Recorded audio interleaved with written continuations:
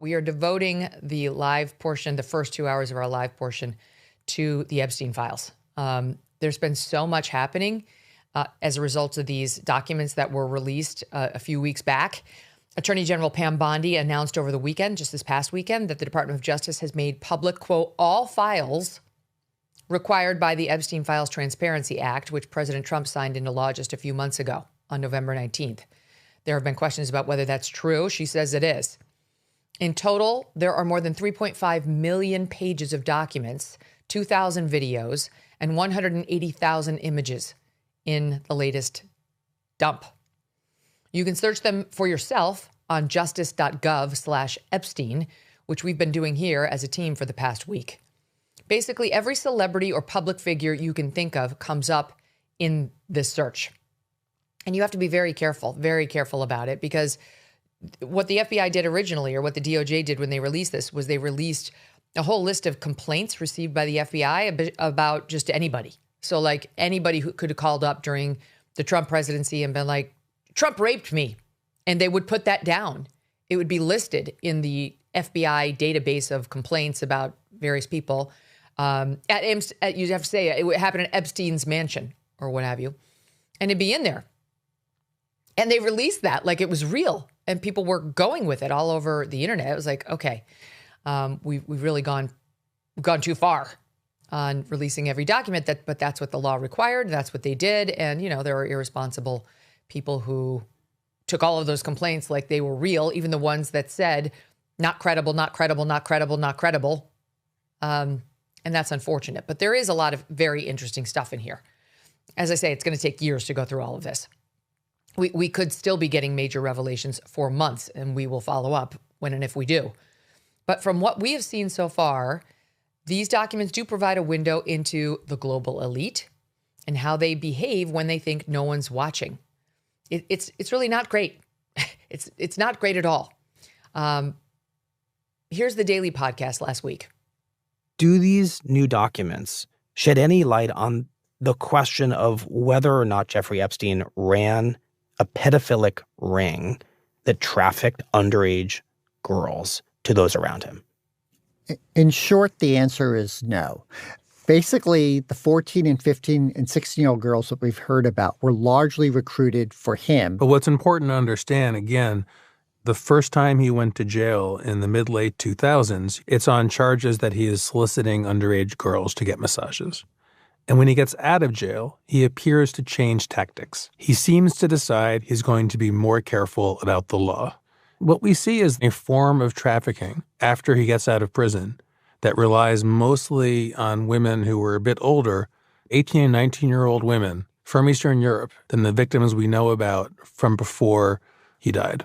I mean, they were a bit older, but they were still equally vulnerable in a different way with a different legal definition. All right, so that's interesting. That was the New York Times doing its deep dive in a podcast that I've actually found very helpful. And they're saying there's just no evidence in here of a pedophile ring. And they point out in that same podcast that there was even a prosecution memo that was contained in the latest batch of documents where the prosecutor said what they looked at and what they did not find was evidence of a pedophile ring, though they did look. And they did find 14, 15, and 16-year-old girls that were recruited for Epstein, not for a web of friends, but for Epstein, prior to his initial plea deal. Okay, prior to the initial plea deal that he struck in 2008 when Dershowitz was his lawyer.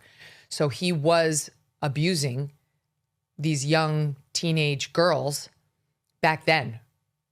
And that's what he struck the plea deal for. That's what became so controversial, because then in 2018, the Miami Herald dropped its reporting saying there were dozens of girls and he only had to answer for like 2. Thanks to Alan. Alan did what, defense lawyers are supposed to do. It's not his fault. It's Epstein's fault, and it's the prosecution's fault for agreeing to it without consulting the victims, by the way, which became a huge deal. But it does appear, I haven't gone through all the documents, but it does appear from the New York Times reporting that after his plea deal, Epstein got smarter and started sticking to girls who were of age, and mostly Russians or Eastern Europeans. And I have to tell you, it's a very interesting question, because obviously that's a totally different kettle of fish than a 14-year-old girl, because now you're an adult in the eyes of the law. And there's no question of consent, really. I mean, you're capable of consenting when you are 19 years old, but you are still capable of being sex trafficked. I mean, the whole case against P. Diddy revolved around whether he had sex trafficked Cassie and other of his girlfriends by strong-arming them into sex with these sex workers. Ultimately, the jury did not find him guilty of that. But we had a whole prosecution, the implicit, acceptance of which was it can be done to an adult woman who's even in a love relationship with the defendant. I mean, it can be done. So it's not really an answer to whether Jeffrey Epstein was a sex trafficker to say all of his alleged victims were of age when he was having whatever relationship he was having with them. It's a more complex issue than that legally. But I do think we need to get into this with that right mindset.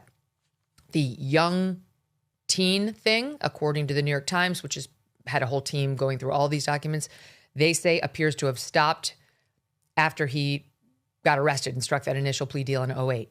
Then he goes forward with the of-age Russians and Eastern Europeans. And now there is a question about whether they were serially sex trafficked by Epstein to himself and to his friends. And I have to say, there's a lot of evidence of that in there. Now, were they all sex trafficked victims, or were some just gold diggers? That's also possible. I mean, the difference between a gold digger and a sex trafficking victim is force, coercion. A gold digger is not there by coercion. She wants his dough, so she gives it up. I know a lot of women who make that same choice.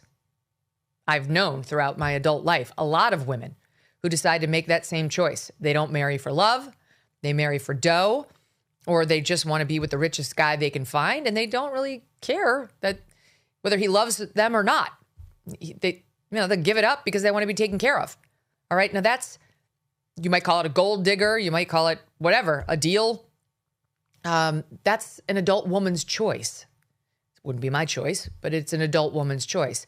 But when you find an adult woman, 18 or above, and you threaten her that if she doesn't go with your friend, let's say Prince Andrew, just to pick a name out of the air, you're going to punish her. You're going to cost her job opportunities. You're going to publicly humiliate her. You could possibly release a naked tape of her. Now you're talking coercion, and the person is not necessarily there of her own free will. And that could convert you into a sex trafficker. And those are the allegations against Diddy. Remember? It was like, Cassie wants to be with you. There's some evidence she wanted to participate in these freak-offs, but then there's a lot of evidence that she no longer did. Either during the freak-off itself, she ran out of the will to do it, and from that point forward, when you beat her in the back room to make her go back out there, or, over a period of years, it no longer became appealing to her. Force and coercion was used, which is why that became a sex trafficking case. The jury didn't buy it. They said, she got a lot of, I think they frankly put her more in the field of the gold digger. Not a nice term, but you know what I'm saying. And so this, to me, what these documents are showing so far is, okay, not a pedophile ring, but a sex trafficker, an alleged sex trafficker. And unlike with the 14 and 15-year-olds who he was getting for himself to perform these X-rated massages on himself with the so-called happy ending. And I know, as I told you, I have a source who's very well connected in this case, who is very well connected to Epstein, and this source has told me that Epstein used to get the young girls to go find the next young girl, and he would pay them. And it would always be girls who were from the wrong side of the tracks who needed money, and they would do it. He wasn't having sex with them. He was, getting a whatever. They were getting him to finish off with their hand, or sometimes oral sex. And that was his MO, if you will, in the first go-around. And then his MO when he got more connected, when he became richer, was focused more on these other older girls and on this enormous circle of influence that he had been building. And I don't know if there's ever been somebody as well connected as Jeffrey Epstein, from Prince Andrew to President Bill Clinton, Donald Trump, when he was still a young playboy businessman. I mean, thank God for Donald Trump. He ended all relationship with Jeffrey Epstein very, very early on in Epstein's, rise to fame and wealth. It was like around 2005, I think it was. And so there's almost nothing. There are some references to Trump, but like not involving all that stuff that happened, from leading up to 2008 and thereafter. Trump's really not in here on that stuff. There's weird other allegations, like I said, about the FBI document. But this is not what I've seen about Donald Trump. It is about tons of rich men in America and overseas, tons, who not only wanted Epstein's advice financially, they wanted his little love letters, like Lawrence Summers when he was, the president of Harvard, on like how to get the girl to call him back. Remember the woman he was having the affair with? Wasn't sure she liked him. There's tons of people like that. In that same New York Times podcast on The Daily, they were pointing out Deepak Chopra. Deepak Chopra was having this intense back and forth with Epstein, and Deepak said to Jeffrey Epstein, quote, "How can I be sure that I'm eternal?" Oh my God. People go to that guy as though he's a guru with all sorts of deep life advice, the meaning of life and so on. And he was getting it from Jeffrey Epstein. Oh my God. Holy shit. That's a big reveal. Wow. They also talk about Prince Andrew, who we'll get to in a second, where he opens up, this is the New York Times, about the restraints of royal life and how difficult it can be to be a royal. Wow. And the person he's opening up to is not his therapist or a family member. It is Jeffrey Epstein. In another email quoting here from the Times, Epstein is arranging for Prince Andrew to meet a woman, and he tells Andrew she's 26, Russian, clever, beautiful, trustworthy. And Andrew responds, sounding like a high school boy with a crush, "What have you told her about me? Have you given her my email?" It's amazing. It is amazing, like the amount of connections he had. And lots of these people have been lying about how close they were to Jeffrey Epstein. Most of them, I would venture to say, have been lying or at least downplaying their relationship with him, which I understand, given how toxic that name is now, but it really doesn't do anybody any good. Especially, like some of the people lied, and we're going to get to them by name, knowing that these files were about to come out. Like, how dumb is that? It's one thing to be a liar, but like a dumb liar, that's a bad combo, bud. A really bad combo. And they all have billions. Unlike you and me, they have billions. And so they've had a lifetime of getting away with it and of thinking they can behave with impunity. And that in large part is what this story is about. So no pedophile ring that we know of. No direct indication of a blackmail operation either that we know of. We'll talk about whether there is circumstantial evidence of it. And no smoking gun either, by the way, that he was employed directly by an intelligence agency. Although, that's not what Bibi Netanyahu says. He says he was Israeli intelligence and worked for Ehud Barak. So, may not be in the documents, but it is in Bibi Netanyahu's hand, the truth. But there is still a great mystery about how he became so rich. Non-college graduate from Coney Island, no family connections, and super close ultimately to the likes of Bill Clinton. And not just any Bill Clinton, the immediate post-presidency, Bill Clinton. 2001 to 2004 was when Bill Clinton kept going on his jet 17 times. This is the height of Bill Clinton's post-presidential power. And those two were BFFs.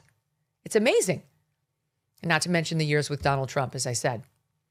How he stayed so close, Epstein did, to the likes of Bill Gates, who really just comes off so poorly in all this, Steve Bannon, and as I say, Prince Andrew, even after he had to register as a sex offender for one crime that was solicitation of a minor for prostitution, which is not a thing. A minor cannot be a prostitute. They can only be a victim of a perverted older man, which is absolutely what Jeffrey Epstein was. International disputes, inflation, rising national debt, digital currency. There is a never-ending list of reasons gold has risen over 700% in the last 20 years.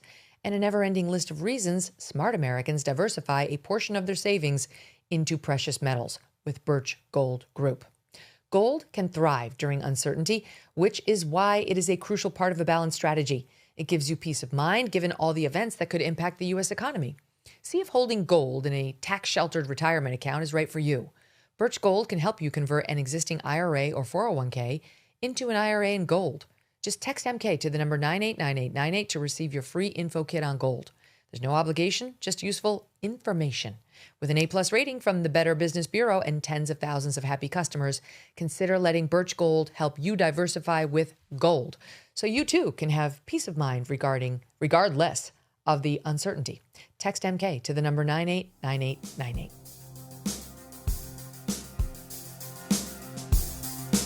Thanks so much for watching. If you like what you just saw, hit the subscribe button for more clips and full episodes.